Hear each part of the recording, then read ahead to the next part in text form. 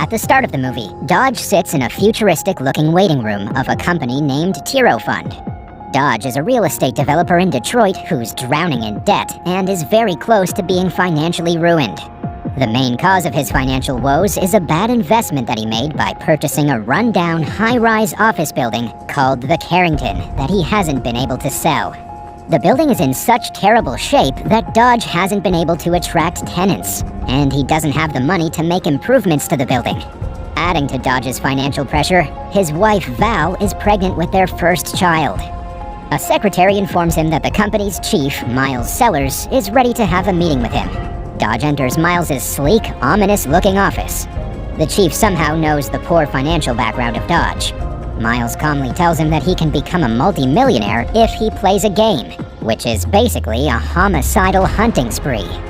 Dodge is shocked to learn that a game like this exists, so he initially refuses the offer to participate.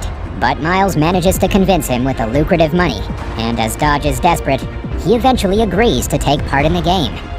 In the next scene, the series goes to a flashback to a few days earlier, showing how Dodge ended up meeting Miles and participating in the homicidal game. Dodge used to be a track star and record breaker at the University of Michigan. It's early morning, and a voiceover of the broadcast calls of Dodge breaking the record while he's going for a casual run on the city streets. But Dodge has been experiencing painful headaches. Whatever he's sick with is serious. When he's back home making breakfast, we can see that his sickness disrupts simple tasks such as making eggs as he drops them on his kitchen floor. He notices late bills that have yet to be paid for his medications, adding to his stress. When we meet his pregnant wife, Val, it further proves the fact that Dodge is not well, as important things like preparing for his baby all rely on his job that is falling through. But Val is supportive, and she knows that they can get through. Later, the couple goes out to Dodge's best friend, Luger's bar. Luger also lost money in his investment with Dodge, but he's still uplifting and sympathetic towards his best friend. One day, Dodge is walking outside when he's overcome with pain and collapses on a sidewalk. He's taken to a hospital, where the doctors tell Dodge that he has terminal brain cancer, and the tumor in his brain is inoperable.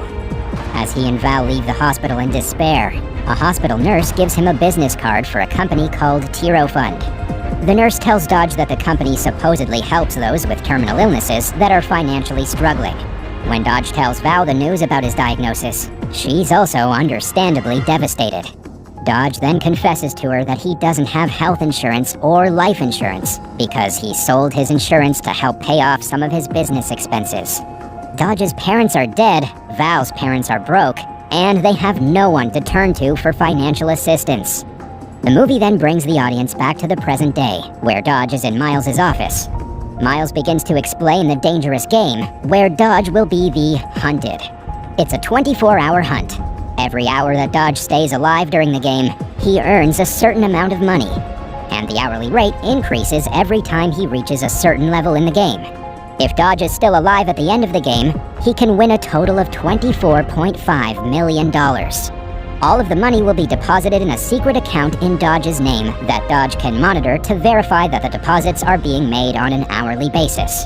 According to Miles, the hunters in the game are elite wealthy clientele who hunt to kill and who want desperate humans to hunt. Dodge won't know what these hunters look like, as they can be any race or gender until the hunters reveal themselves to him when they attack. Dodge won't know in advance how many of them will be hunting him. They can ambush Dodge, and it's also possible that more than one hunter will go after him at the same time. Miles also explains the rules. Dodge cannot stop or pause the game once it starts. He cannot tell anyone he's in the game, and he cannot leave the city. If he breaks these rules, the game will never end until he dies. The hunters can use any weapons except guns while trying to kill Dodge. And not surprisingly, Dodge can't tell anyone about this game. Miles convinces Dodge that even if Dodge dies during the game, Dodge can still make enough money to financially take care of Val and their unborn child for several years. And all of that is enough to convince a desperate Dodge to agree to participate in the game. Although he doesn't come to that decision right away. He decides to go through with it after a sought-after, last-chance business investor named Jerry Pierce rejects Dodge's proposal to invest in his debt-ridden Carrington building. That night, Dodge lies to Val that he had a good deal with Pierce and tells her that he's going out for a run. Then he meets Miles in a diner. The game starts at sunrise at 6:46 a.m., as Miles takes all of Dodge's belongings, including his phone, but leaves out his medication and an ultrasound of his child. Miles then gives him a phone to track his location. For 15 seconds every hour, the phone will send Dodge's current location to the hunters. While Dodge is running around town trying not to get killed, Val begins to notice large amounts of money being deposited in Dodge's bank account. The game begins, and Dodge comes across his first hunter, Nixon, who's a British gentleman, in a mall bathroom. He manages to escape Nixon, but is soon approached by the second hunter, Regan, a southern cowboy. Meanwhile, Val learns that Pierce didn't agree to invest in their building, and calls Luger to help her find out what's going on. At this point, she's figured out that Dodge, who hasn't come home, is in deep trouble and involved in something illegal. Miles has a creepy henchman called Connell, who shows up at the hunters' crime scenes to clean up messes and get rid of evidence so that the game can stay secret. Elsewhere in Detroit, Tiro Fund headquarters is decked out with a lot of high-tech computer equipment that tracks Dodge's whereabouts at all times, such as showing which streets he's on, regardless if he's in a car, on a bus, on a train, on a ship, or on foot. In the next scene, Dodge manages to escape both of his hunters and get on a train. He then goes to a church to acknowledge his sins. He enters a confessional and confesses to a priest that he got engaged in something evil, and now cannot get out of it. In the meantime, Val and Luger foolishly go to the bank branch where Dodge has the account, and try to discover who's behind the mystery deposits. But they only end up looking suspicious themselves. They leave the bank in a hurry when the desk worker they've been speaking to offers to get the manager for them. When Dodge doesn't answer her calls, Val gets suspicious. She calls the police, but they're unable to file a missing persons report. Back in the church, Dodge punches a devotee, thinking he's one of the hunters. But the air in the room quickly changes when Dodge realizes that the priest, whose real name is Carter, is actually one of the hunters. A psychologist by profession, Carter reveals that he used Dodge's background profile to track his next move. He attacks Dodge with his hammer, injuring him. After a struggling duel between the two, Dodge manages to lock Carter in a small confinement, although he ends up getting hit with the hammer on his leg. Connell is just outside the church and learns of the situation inside. He then reports it to his boss, Miles. Because of his leg injuries, Dodge cannot run anymore. He tends to his wounds and comes up with a plan to blend in with a crowd of spectators who have just finished watching a game in a stadium. Nixon follows him, and after observing the crowd for a while, spots Dodge. Fortunately, Dodge manages to get in the car trunk of a family and escape the chase for now. Back at home, Val is tense since her husband hasn't been in contact. She goes through his file and finds the Tiro Fund business card. Dodge realizes that the family is heading toward Birmingham, which means he will soon be out of Detroit. But that's a violation of the rules, so he alarms the family and gets out of the trunk. Stunned to find a stranger in their car trunk, the husband attacks Dodge, but only ends up getting assaulted. The wife soon reports the incident to the police, while Dodge apologizes for his desperate behavior and takes off. He then steals a cab nearby and heads to his home. But the hunt isn't over yet. Just when he's heading inside, a biker comes after him and attacks him with a rod.